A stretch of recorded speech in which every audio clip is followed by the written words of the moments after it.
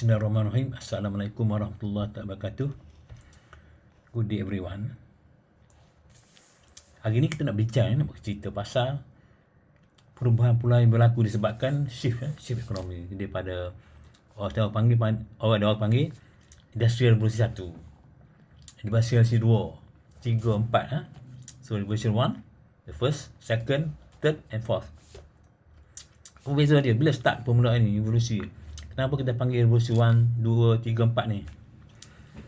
Bermula revolusi 1 ni, mula kita manusia ni kerja guna lembu binatang kan, guna gajah, unta untuk buat kerja kita. Bermula dia tahun lebih kurang 1784 manusia telah mula mengguna mekanisme dengan terjumpanya wap. Masa tu baru tahu wap ataupun steam ni boleh digunakan untuk menggerakkan jentera kan. Sudah bermula tahun 1784 ni Malaysia menggunakan steam wap dan menggunakan air sebagai penggerak energi ataupun tenaga untuk menggerak. Dulunya guna binatang, sekarang telah menggunakan mekanisme bermulanya. Itu revolusi 1.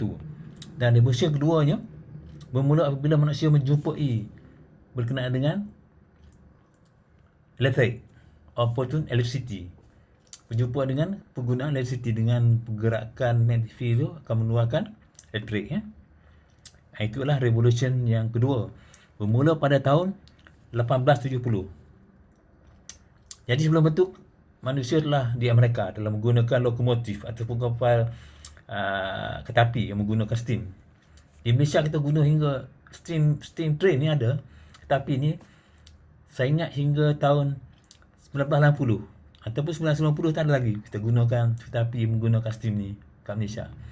Dia mulai revolusi 2. Yalah, dipanggilkan bermulanya mass production. Bukan bila kita jumpa masa itulah perjumpaan electricity ataupun elektrik dan juga petroleum ataupun petrol untuk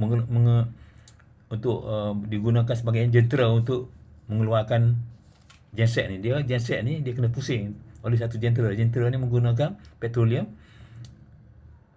Enjin yang akan memusingkan genset ni mengeluarkan elektrik.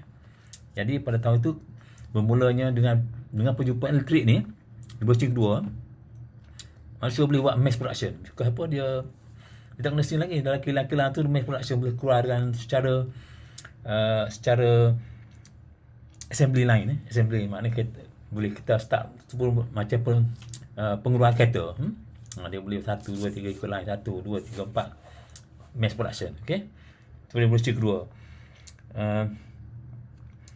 Dan ketiga ialah bermula pada 1996.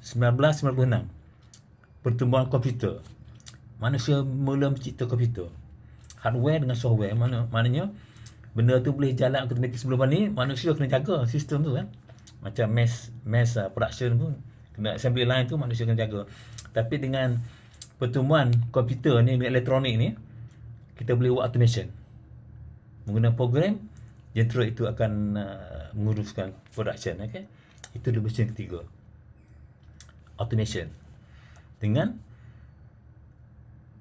bermulanya perjumpaan ataupun inovasi penggunaan komputer dan elektronik. Dia automation. Lepas itu revolusi keempat ini ialah apabila manusia mula menggunakan digital, internet boleh dulu kita guna photocopy machine untuk simpan barang ambil kita photocopy mula return. Lepas tu kita ada komputer boleh keluar dokumen dengan printing. Lepas tu kita boleh duplicate dengan menggunakan copy machine secara hard copy. Sekarang kita boleh menggunakan elektrik atau kita boleh menggunakan internet untuk kita menghantar barang. Tak perlu hard copy, kita boleh scan, produce PDF, kita boleh hantar ke orang lain melalui internet. Itu bermulanya digitalization, bermulanya ekonomi digital, iaitu tahun berapa? Tahun 2014. 2014 tu dulu kita tak ada internet, tak ada wifi semua ni kan. Lepas tu kita ada wifi. Mula kita boleh plug dekat komputer ya. Modem guna wifi. Sekarang tak ada, kita boleh kat rumah kita boleh ada wifi using apa fiber optik sebagainya yang ni canggih tu permulaan. Jadi sistem kita revolusi satu ni. Kita tak tahu apakah perubahan yang perlu dilakukan. Apa perubahan yang perlu kita lakukan dan apa yang akan berlaku daripada segi pengurusan daripada revolusi 1, 2, 3 ni, daripada what we call it industry revolution. Kerana kata knowledge economy. Dulu industri ekonomi kan knowledge ekonomi, di mana ilmu itu memang penting. Lepas knowledge tu dia pergi pada kreatif ekonomi. Kreatif ekonomi mana manusia tu membuat banyak innovation, kreatif kan daripada industri kepada apa yang akan berlaku. Pertama kita dapat lihat ialah perubahan segi tempat kerja. Zaman dulu lah, sebelum PKP ni pun kita kena pergi office buat kerja kat office. Lepas tu kita buat kerja kat rumah. Sekarang ni kita akan move di mana dengan guna komputer, because sekarang kita ada wireless, boleh connection di mana-mana. Mana supaya kita duduk office pun kita buat kerja guna komputer. Kat mana-mana pun kita boleh ada komputer, kita boleh connect dengan orang lain ataupun network dengan orang lain melalui wireless internet. Ini perubahan ni lah, tempat office tu, daripada physical kepada space ataupun ruang. Kita boleh buat kerja mana-mana. Kita boleh buat kerja negara-negara, macam orang tak tahu kita duduk kat mana. Ya. Kalau kita boleh, dia boleh contact kita. Dia boleh buat office, boleh buat hubungan kita. Dia tak tahu mana kita duduk rumah. Kalau kita duduk kat mana, dia tahu. Kan? Because tempat kerja tu dah jadi ruang, space. Bukan lagi fix. Itu perubahan kita. Perubahan ialah tempat kerja tu telah berubah daripada fixed place kepada space, ruang. Satu perubahan. Yang kedua, apa yang berubah? Segi ilmu. Sebelum ni ilmu ialah yang ada dah, kita menggunakan apa yang ada. Lepas tu sebabkan ada benda-benda macam photocopy machine semua ni, kita boleh share. Ilmu yang ada tu kita photocopy, kita pergi library, kita photocopy, kita boleh share dengan orang lain bagi. Sekarang ni bukan lagi sharing, ataupun dengan ada internet kita boleh share through internet. Tapi sekarang ni segi ilmu bukan lagi tu, bukan share, bukan kita menggunakan existing knowledge, share. Tapi sekarang kita create new knowledge. Berlainan. Kita dah creation new knowledge. Daripada hasil penemuan kita tu, kita dah create new knowledge. Bukan knowledge lama tak boleh guna lah. New creation, different knowledge tu dah berubah. Dan apa lagi yang berubah? Ialah sistem organisasi. Dulu organisasi formal, dia ada hierarki semua ni kan. Bos di bilik atas. Hierarki dia ada general manager. Nak jumpa kita di bawah sekali ni. Kalau kita nak jumpa, tak boleh jumpa dia. Kena jumpa general manager, kena jumpa department dulu, general manager, lepas tu jumpa bos. Hierarki formal. Very, very formal. Lepas tu informal. Lepas tu, the changes is, the boss kena keluar bilik, kena jumpa orang. Informal. Orang boleh meeting dia, jumpa sekretari, buat appointment, jumpa bos. Okay. Sekarang apa berlaku ialah it's organic now. Bukan lagi guna hierarki ataupun bos keluar ni, tapi organic. Dengan internet ni kan, bos boleh contact siapa, kita boleh contact. Tak boleh. Orang bawah ni tak perlu melalui head, tak perlu melalui general manager, tak perlu melalui, you can direct to the boss. Boss pun boleh direct. Because tak perlu lagi melalui suara ni, because there is network. Dia tahu nak contact siapa, direct. Because kalau dia nak mendapatkan, katalah dia ke bawah tu, dia nak satu information. Kalau dia lalu hierarchy ni, kena pergi general manager dulu, head department dulu, jumpa kat you. Now you can, dia boleh call you atau boleh connect you through internet ni. Okay, saya scan, what is the information that I want. Tak dynamic. The system is not lagi bukan lagi formal atau informal lagi, but organic, it's moving. Okay, it's open system. Now dah go to office because of the connection, wireless. Bos boleh tak ada terlalu hierarchy lagi, just direct. Boleh, jadi connection is open. Now communication is open. Okay, one thing that we have to do. Satu lagi ialah segi communication. Dulu manusia boleh communicate. Okay. Lepas tu dengan komputer ni, manusia boleh communicate human to machine. Okay, because you boleh bagi arahan kepada machine. Okay, buat kerja mana, program, software. Now, machine can communicate with you. You hantar satu maklumat kepada satu robot boleh hantar balik maklumat kepada you. Dia machine to you now. That machine can give you information. So people can send information and receive information sekarang. Okay, both way. And later, both way. Machine to you, and you to machine, and machine to machine. Then, sekarang ni bukan hanya tu. But machine ke information, hantar information ke machine. Jadi machine tu pun macam manusia. Mana dulu kita human to human, sekarang ni machine to machine. Machine to machine boleh hantar information. Bagi arahan. Okay? Kita bagi arahan ke machine arahan ke kita, bagi information ke kita, and that machine can bagi arahan kepada machine lain. So communication dah more complex, more complex both way. Communication dah lain. Okay? And then apa lagi?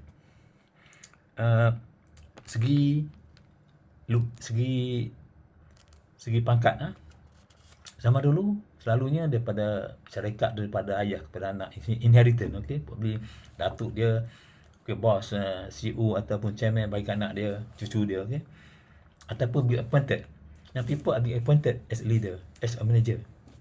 Okay, you appointed, so everybody follow. Bila you appoint, you atas tu semua kena ikut dia. Okay, zaman dulu, industrial dulu, because orang bawah ni tak ada ilmu sangat.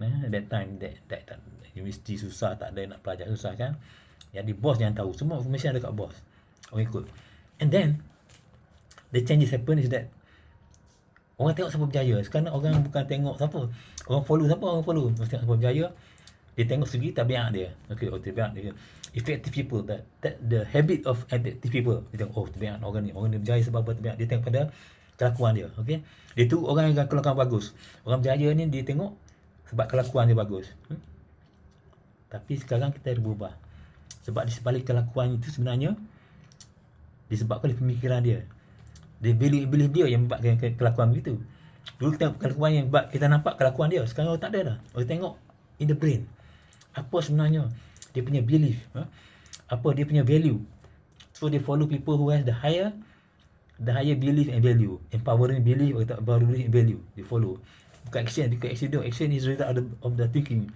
Now they are going for people, siapa yang paling cemerlang pikiran dia. So they move off from tadi appointed to behavior, and now they are looking for the mindset.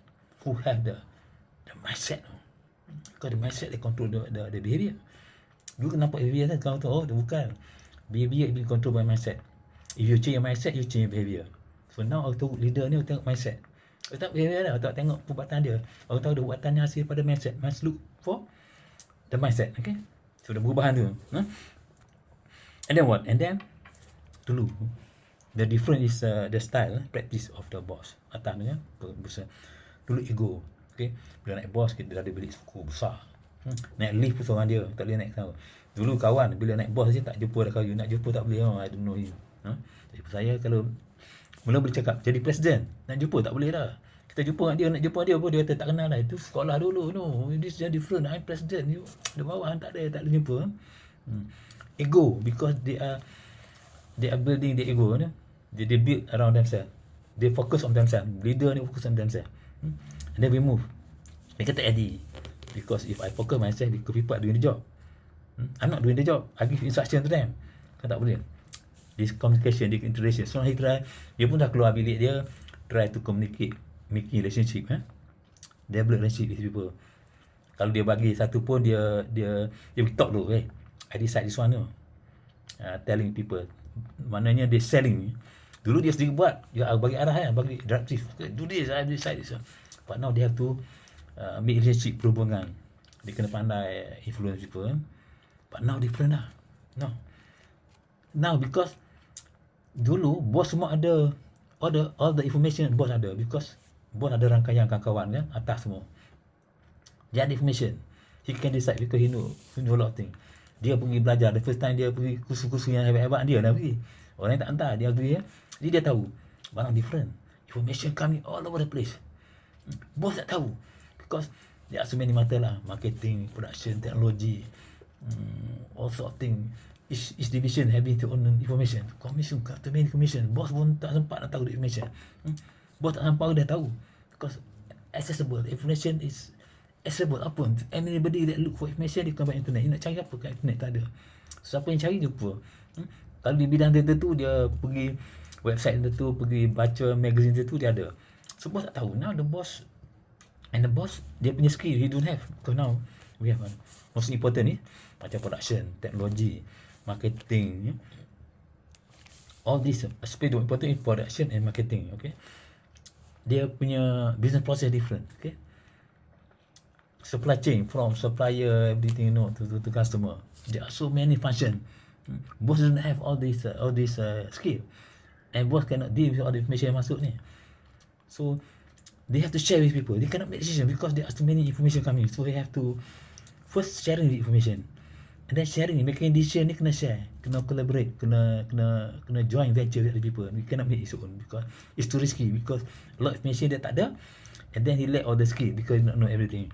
Now it's becoming complicated. Okay, so the change from one man show ego had to go to for sharing information, sharing decision making. Okay, and somehow rather they have to train everybody in department across the function, and then empower them to make decision, because they are the one that have the information, they have the one that have the skill. So they make decision. Now the information are not from the top but down toward the bottom. And the management are different now, because boss the top, everybody serving the boss. Dulu everybody serve the boss say anything, not serving the company, serving the boss. Now the boss at the bottom, the boss serve the people. Okay? Boss have to have the skill to serve the people at the top, because everybody is at the top. The boss have to serve everybody. But now the boss is part of the community. Eco, we move from ego to eco. Eco mean dia kata auto centric is the thing that alternative to ego. We live up from ourselves, kita pergi to team, from team to organization to the community. Ego, ecosystem. So now the boss is not focused on himself now. They have to focus on the outside himself. Ada juga yang focus on himself, but most of the time he has to spend on people, on the team, on the organization, and also people outside, because information are getting everywhere. Everybody knows what they are doing in the company, because everything. So now the boss has to look after the outside parties, okay, all himself. So now moving from ego to ecosystem, different. Kalau tak tamu that way, we have problem, because we have all the stakeholders. The holders are our team in the company, and outside the company are the stakeholders. So the boss now has to please everybody, kena memenuhi semua kena orang. Jadi different, the change have to be there. Last time apa ni, connection mostly practice dari mana, from control and command towards sharing and empowerment. Okay, and then when they look at problem, dulu kita tengok problem sistem je, symptom ataupun kita tunggu pada tanda-tanda je kan, symptom. Bila kita tengok orang tu penyakit dia, kita tengok sistem. But now we not looking at system, we go back straight away to the root, punca masalah, bukan lagi sistem dia. Sistem ni kita try to fighting, not fighting. We have to go to the root and solve the problem at the root. Now different the method of solving problem ni is not system, but go back to the root of the problem. Okay, what else? Like performance review. Dulu buat setahun sekali, dia tunggu setahun, lepas tu dia tengok, okay setahun you are not doing your performance is not too good, or you have to improve. Awan dia at the end of the year, it's too much already, too late. Now different, now because we have the information, because we have all the information, the system, the networks, the data. Immediately when you see the people are not doing, not perform, immediately you have to review, discover them how to improve. The point is that we want to improve more. We cannot wait. It costs a lot of problem already for 1 year, and then we try to improve. No. When you see that problem, straight away call the person and discover them how they want to recover, how they want to improve. So immediately we can solve the problem, improve on the performance. Kalau tak boleh perform, immediately we can improve performance, because we want to create a high flyer, a peak performance people. You cannot wait for the year. The moment they do mistake, we call them and ask them what is the way of forward to solve the problem. So this performance review ni is done continuously. Tak tunggu 1 year. That's different now. From 1 year normal that last time, but now this immediately we see it's not performing, immediately we call and correct it, okay, so that everybody can improve. No, what we cannot wait for a year. What else? Communication betul lah. Last time directive, but now not directive. Now you spend, people are asking the boss, we talk people, because now the boss want idea. Last time the boss telling people, giving ideas. Now the boss want feedback from people, want to know their ideas, because they are the one that, especially in their own field, they get information, they have all the things that at their job function. So the boss had to go down and ask them for their feedback, for their opinion, for their ideas. Okay, different like last time. So the change is from the boss to the people. Now people have to give feedback to the boss. Last time, boss give instruction to people. These are the changes that we have seen, from industrial to knowledge and creative economy. Okay, so the changes that, so we have to see these are the major changes that have to take place, and we have to change. If we don't change, we are left behind. Okay, kalau kita tak buat, kita masih lagi gunakan style lama, that's not fit with the present situation, because the session demand, the digital economy require different thing, and we are giving different macam customer and you give the product, the customer something else. Now the concept is changing. The customer desire, satisfaction are different change, and you are giving the same product, the old product, it won't satisfy the customer. So the thing with the economy shift, there is certain thing that you have to do. The changes, okay, style of management, the style of leaderships, how the business has to be run is changing. So you have to change, and these are the things that changing with the changing of the age, from industrial age to we call knowledge age, digital age, now creative age. So they're going, this call it intelligence, artificial intelligence age is going. We are going now with the digital age. Slowly we are going into digital intelligent age, and then they call it general intelligent age. So we have to move. So that thing that is changing, ataupun benda yang telah berubah, dan kita mesti berubah. Kalau tidak, kita ketinggalan belakang. So because apa yang berlaku sekarang ni, the world is more complicated and so uncertain. Okay, quick, the changes is very quick. We have to flexible. Now, the flexibility, we have to change. Kalau we keep ourselves fixed, we are not moving, because we need to be flexible because things changes. Okay, sekianlah sahaja untuk hari ini berkenaan dengan perubahan daripada zaman industrial kepada